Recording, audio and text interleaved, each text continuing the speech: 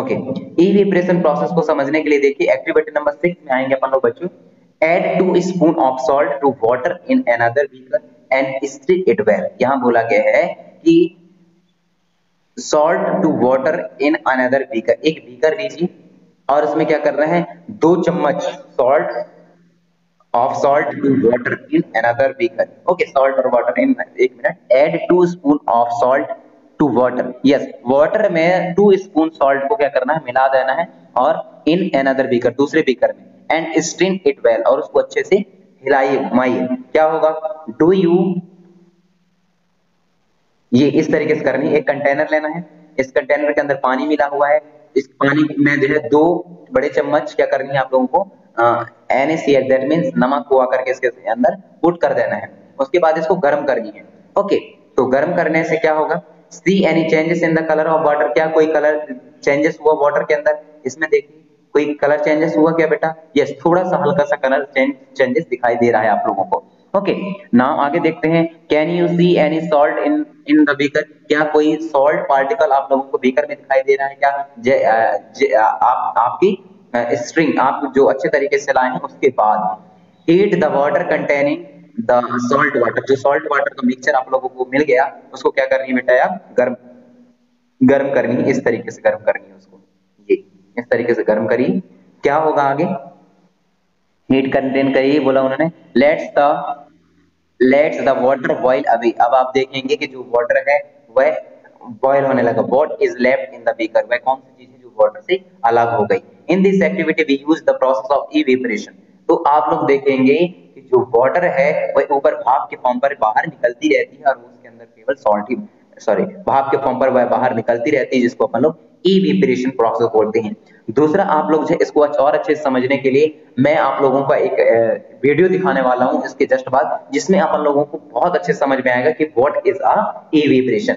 Evaporation में आप लोग समझते होंगे कि बहुत सारे प्लांट होते हैं हमारे घर के आसपास, हमारे गार्डन में, तो उनको बहुत लंबे वक्त तक यदि पानी ना दिया जाए, पानी की सिंचाई ना की जाए, तो धीरे धीरे सूखने लगते हैं। क्यों, इसलिए सूखने लगते हैं। और दूसरा एक सिंपल सा एग्जांपल इवेपोरेशन की प्रोसेस को समझने के लिए मैं देता हूं कि गर्मियों के दिनों में, इन द समर टाइम, आप लोगों को क्या करना है बेटा, गर्मियों के दिनों में आप लोगों को पानी लेना है एक तगाड़ी में या फ्लैट जो बड़ी लंबी सी कंटेनर रहती है उसमें, और उसके बाद उसको धूप में कुछ टाइम के लिए रख दीजिए। आप देखेंगे कि आफ्टर 2 और 3 आवर्स जो आपका वाटर है, जो जितना डाल आपने उस कंटेनर में रखा था, अब उतना वह नहीं बचा है, उसमें से आधे से ज्यादा पानी जो है इवेपोरेशन प्रोसेस के थ्रू जो है बाहर आकाश में चले गए। ओके, तो एक इवेपोरेशन प्रोसेस वहां समझ सकते हैं। दूसरा जो मैं बात कर रहा था कि आपके गार्डन में जो प्लांट रहते हैं, उन प्लांटों में उन प्लांटों धीरे धीरे सूखने लगते हैं, क्योंकि लगातार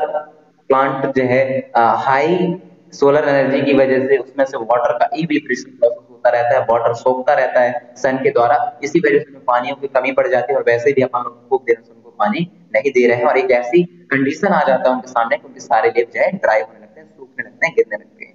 तो वो ये प्रोसेस क्या है, इवेपोरेशन पे आप लोग देख सकते हो। The process of conversion of water into a vapour. तो आप लोग यदि सिंपल सा आपसे पूछा जाता है कि इवेपोरेशन क्या है, तो आप लोग यहां से लिखेंगे द प्रोसेस ऑफ कन्वर्जन, वह प्रोसेस, कन्वर्जन का वह प्रोसेस जिसमें वाटर जो है किसमें कन्वर्ट हो जाता हो, वेपर में कन्वर्ट हो जाता हो, भाप में कन्वर्ट हो जाता हो, उसको अपन लोग इवेपोरेशन प्रोसेस बोलते हैं। The process of evaporation take place in the continuously wherever water is present। और जो प्रोसेस है इवेपोरेशन प्रोसेस है लगातार चलती रहती है बेटा, जहां कहीं भी वाटर क्या हो, प्रेजेंट हो।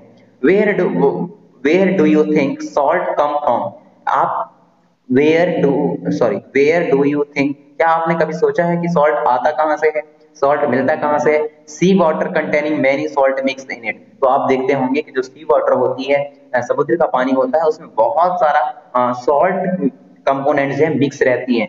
One of the salt to the common salt, और उसमें से है ये one of the salt is a common salt. When sea water is allowed to stand in a shallow pit, water get heated by the sunlight and slowly turn into the water vapor through the evaporation. In a few days the water evaporate completely, leaving behind the solid salt and common salt in the obtained from the mixture of the salt by for the purification। चलिए मैं इसको समझा दे रहा हूं आप लोगों को कि क्या बोल रहा है ये। जो समुद्र का पानी रहता है वह सॉल्ट वाटर को कंटेन करके रखता है, सॉल्ट पार्टिकल्स को कंटेन करके रखता है। जब उनको सॉल्ट को अपन लोगों को रिमूव करना होता है ताकि अपन लोग यूज कर पाए as a as a as a kitchen, as a kitchen में, as a food material making में, prepare of food materials making में, आइटम कुछ फूड आइटम बनाने में, तो इन सब में अपन लोगों को पता है कि सॉल्ट की जरूरत पड़ती है।